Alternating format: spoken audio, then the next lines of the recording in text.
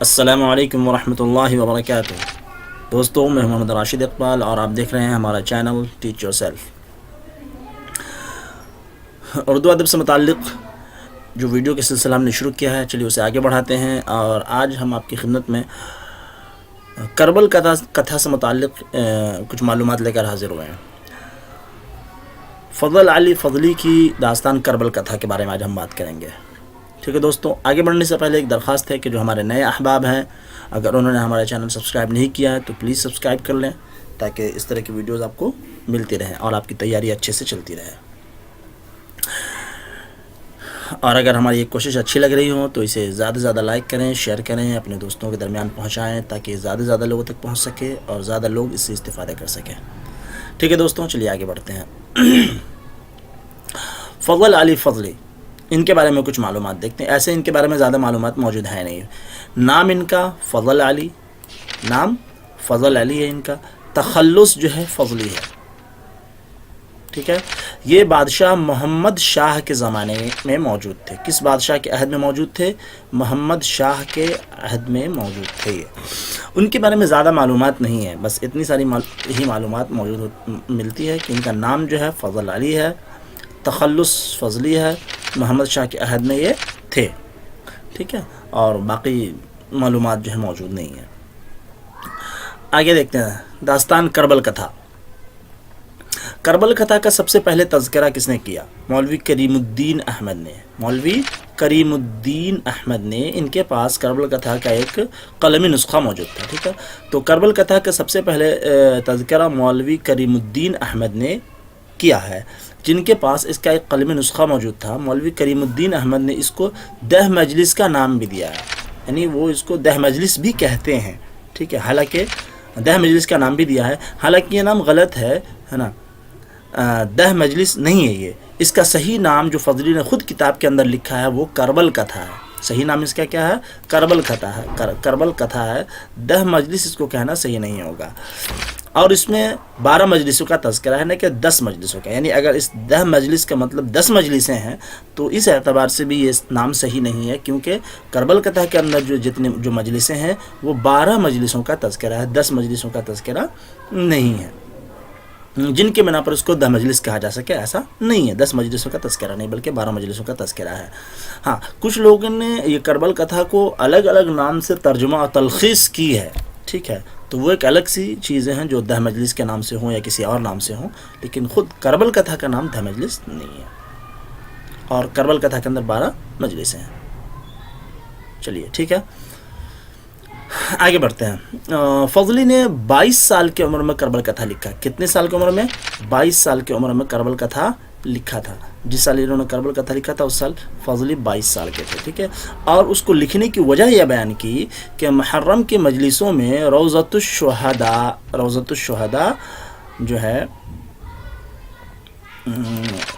روضۃ الشہداء کی تلخیص خلص روضۃ الشہداء، ٹھیک ہے، فضلی پڑھ کر سنایا کرتے تھے۔ یعنی یہ جو ہے روضۃ الشہداء کتاب ہے جن کو کاشفی صاحب نے لکھا ہے۔ ان کا نام ایک منٹ نوٹ کیا تھا، ہاں کاشفی صاحب نام ہے، انہوں نے لکھا ہے۔ اس کی تلخیص کی گئی ہے خلص روضۃ الشہداء کے نام سے۔ ٹھیک ہے،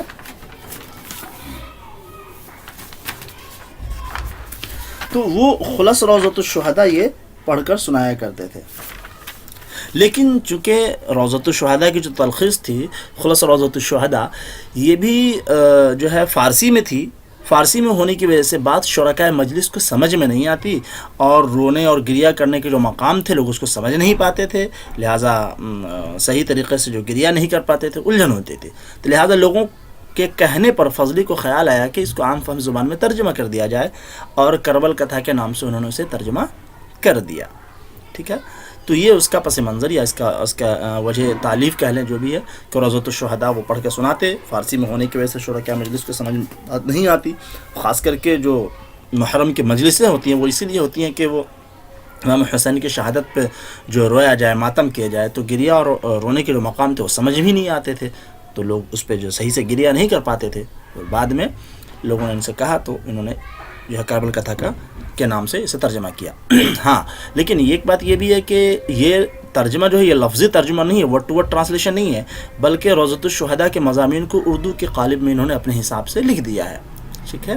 چنانچہ یہ کتاب کربل کتھا روضۃ الشہداء سے بہت مختلف ہے، اتنی مختلف ہے کہ اسے فضلی کی مستقل تالیف کا درجہ دیا جا سکتا ہے۔ یہ اسے ترجمہ کہا نہیں جا سکتا، اسے ایک طرح سے فضلی کی مستقل تالیف کہی جا سکتی ہے کہ انہوں نے ایک مستقل کتاب لکھی ہے روضۃ الشہداء یا خلص روضۃ الشہداء کو سامنے رکھ کر کے، ورڈ ٹو ورڈ یا لفظی ترجمہ نہیں ہے یہ محض۔ آگے کربل کتھا کا پہلا مسودہ تو 1145 ہجری مطابق 1732-33 میں ہی تیار ہو گیا تھا، یعنی 32-33 میں ہی اس کا پہلا مسودہ تیار ہو گیا تھا، لیکن فضلی نے پہلے مسودہ کو 15-16 سال تک عام نہیں کیا، 15-16 سال تک لوگوں کے درمیان نہیں بھیجا یا اس کو شائع نہیں کیا، ہے نا۔ تو 15-16 سال تک انہوں نے اسے عام نہیں کیا، بلکہ شاید اسے وہ اپنی ذاتی مجلسوں میں استعمال کرتے رہے ہوں گے۔ انہوں نے لکھ لیا اور ان کی جو ذاتی مجلسیں ہوتی تھی اس میں وہ اس سے دیکھ کر کے پڑھا کرتے یا سنایا کرتے ہوں گے۔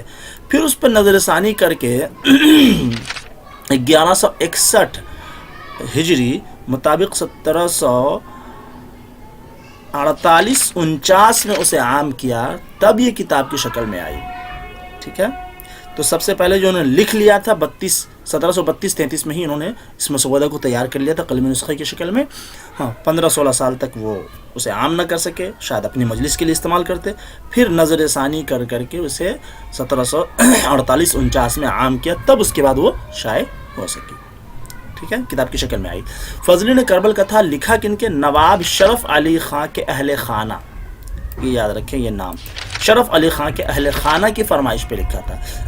اب یہ جو محرم کی مجلسوں میں شریک ہوا کرتے تھے، تو یہ نواب شرف علی خان کے اہل خانہ یہ لوگ بھی محرم کی مجلسوں میں شریک رہا کرتے تھے، تو ان کے اہل خانہ کی فرمائش پہ انہوں نے جو ہے فضلی نے یہ کتاب لکھی، ٹھیک ہے۔ تو یہ ہے اس کا تذکرہ کہ نواب شرف علی خان کے اہل خانہ کی فرمائش پہ لکھی تھی، لیکن یہ شرف علی خان کون ہیں ان کے بارے میں زیادہ معلومات نہیں ہیں، لیکن یہ لکھا ہے کہ شرف علی خان کے اہل خانہ نے فرمائش کی، تو اس پر انہوں نے کربل کتھا لکھا یا ترجمہ کیا اس کو، روضۃ الشہداء کو، ٹھیک ہے۔ کربل کتھا میں 12 مجلسیں ہیں اور ایک خاتمہ ہے، ٹھیک ہے۔ کربل کتھا میں 12 مجلسیں ہیں اور ایک خاتمہ ہے، اور اس خاتمے کے اندر 5 فصلیں ہیں، 12 مجلسیں ہیں، ٹھیک ہے، یہ ہو گیا، اور ایک خاتمہ ہے، اور اس خاتمہ کے اندر 5 فصلیں ہیں۔ ان 5 فصلوں کے اندر جو اشعار آئے ہیں آپ کو 12 مجلسوں کے اندر، اسی کی تشریح کی گئی ہے ایک طریقے سے، ٹھیک ہے۔ آگے دیکھیں کربل کتھا نام تالیف کس نے لکھی؟ فضل علی فضلی۔ اس کو مرتب کس نے کیا ہے؟ یہ میں آپ کو کربل کتھا جو ریختہ کے سائٹ پہ موجود ہے، میں نے یہ انفارمیشن وہاں سے لی ہے، آپ اسے چیک کر سکتے ہیں، دیکھ سکتے ہیں وہاں بھی، جو فضل علی فضلی کی کربل کتھا جو ریختہ کے سائٹ پہ موجود ہے نا، تو وہ جو ایڈیشن ہے نا اس کو، تو ابھی جو موجود ہے فضل علی فضلی کی کربل کتھا کتاب کی شکل میں، جسے ریختہ نے بھی اپنے سائٹ پہ موجود کیا، اپلوڈ کیا ہوا ہے، ٹھیک ہے، تو اس کو مرتب کیا ہے مالک رام اور مختار الدین احمد نے، ٹھیک ہے۔ کربل کتھا جو ہے اس کی تالیف فضل علی فضلی نے کی ہے، اس کو مرتب کیا ہے 2 لوگوں نے، مالک رام اور مختار الدین احمد نے، ان لوگوں نے مرتب کیا ہے، اور اس کی اشاعت ادارہ تحقیقات اردو پٹنہ سے ہوئی ہے۔ کس نے اشاعت کیا ہے؟ ادارہ تحقیقات اردو پٹنہ نے اس کو شائع کیا ہے، اور یہ اکتوبر 1965 کی اشاعت ہے، ٹھیک ہے۔ اس پہ مالک رام اور مختار الدین احمد کا ایک طویل مقدمہ بھی ہے، جس کے اندر جو ہے انہوں نے فضل علی فضلی کے بارے میں اسی طریقے سے بہت لمبا چوڑا مقدمہ ہے، جس میں انہوں نے فضل علی فضلی کے بارے میں، پھر کربل کتھا کے بارے میں، کربل کتھا سے پہلے جو روضۃ الشہداء وغیرہ سنائی جاتی تھی، ان تمام کے بارے میں کافی تفصیلات جو ہے مہیا کرا رکھی ہیں، اور کافی تفصیلات دی ہیں، ٹھیک ہے۔ تو یہ ہیں کچھ معلومات۔ دیکھیں کربل کتھا کے چند اشعار۔ کربل کتھا چونکہ بہت پرانی تصنیف ہے، تو اس لیے اس پہ بہت زیادہ جو ہے مواد موجود نہیں ہے، کچھ نیٹ پہ ہے اور کچھ آپ کتاب پڑھیں، جیسے یہی ہے کیا نام ہے جو رختہ کے سائٹ پہ ہے فضل علی فضلی کی جو ہے یہ کربل کتھا، اس کو اگر پڑھیں تو اس کے مقدمے کو پڑھیں جو مالی کرام اور مختار الدین احمد نے لکھی ہے، تو اس میں بہت ساری معلومات مل سکتی ہیں. ٹھیک ہے. آگے دیکھیں کربل کتھا کے چند اشعار ملاحظہ فرمائیں. فاتحہ کے چند اشعار ہے درود خدائے لم، ہے درود خدائے لم یزلی دم بدم بر نبی خفی و جلی. ٹھیک ہے. وہ نبی جس کے وصف میں لولاک، یعنی تجھ لیے بنائے سب افلاق. خاتم المرسلین رسول بحق، سر حق و مخبر اصدق. ایسا مخبر جس حق بشیر و نذیر، حق کلام اپنے میں کرے تقریر. تو یہ کچھ اشعار ہم نے لیے ہیں جو انہوں نے کربل کتھا کے آغاز میں فاتحہ کے طور پر جو ہے پیش کیا ہے. ٹھیک ہے. اچھا اس کے بعد ایک رباعی دیکھ لیں. ایک رباعی ملاحظہ فرمائیں. اے ہستی تیری کا نور برحق موجود، تجھ وجود سے عرش و فرش آئے وجود. تجھ لطف اگر مدد نہ کرتا یا رب، ہرگز نہ ہوتا آدم خاکی مسجود. یہ شعر بھی کربل کتھا سے لیے گئے ہیں. تو یہ میں کچھ اشعار یہاں پہ دے رہا ہوں، چونکہ حالانکہ UGC کے ایگزام میں بہت سارے اشعار جو ہے دے دیتے ہیں اور پوچھتے ہیں کہاں سے لیا گیا، تو اس کے لیے تو آپ اس کو مطالعہ کریں بالاستعاض تو زیادہ بہتر ہے. آگے ایک شعر دیکھیں. ایک شعر ملاحظہ فرمائیں. پڑھو سب مل با اعتقاد خاص، فاتحہ ہاتھ اٹھا کے با اخلاص. ٹھیک ہے. یہ شعر بھی جو ہے جو فاتحہ ہے اسی کے اندر ہے اور کربل کتھا سے لیا گیا. ٹھیک ہے. پڑھو سب مل با اعتقاد، فاتحہ ہاتھ لکھا ہے انہوں نے، ہاتھ اٹھا کے با اخلاص. ٹھیک ہے دوستوں. تو یہ کچھ معلومات تھی کربل کتھا کے سلسلے میں، اور میں امید کرتا ہوں کہ آپ دیکھیں. رختہ کے سائٹ پہ کتاب موجود ہے، آپ اسے دیکھیں. کافی جو ہے اگر بالاستعمال مطالعہ کر لیں تو بہتر ہے. ٹھیک ہے دوستوں. تو امید ہے کہ یہ معلومات آپ کے لیے مفید اور مددگار ثابت ہوں گی آپ کے ایگزامس کے لیے. لگے رہیں اور جڑے رہیں ہمارے چینل سے، ہمارے چینل کو دیکھتے رہیں. اور اگر آپ نے ہمارے چینل کو اب تک سبسکرائب نہیں کیا تو پلیز سبسکرائب کر لیں تاکہ اس طرح کی ویڈیوز آپ کو ملتی رہیں. اور اپنے دوست و احباب سے ان ویڈیوز کو شیئر کریں. جب تک خوش رہیں، خیال رکھیں. پھر جلدی ملتے ہیں کسی اگلے ویڈیو میں انشاءاللہ. السلام علیکم ورحمۃ اللہ وبرکاتہ.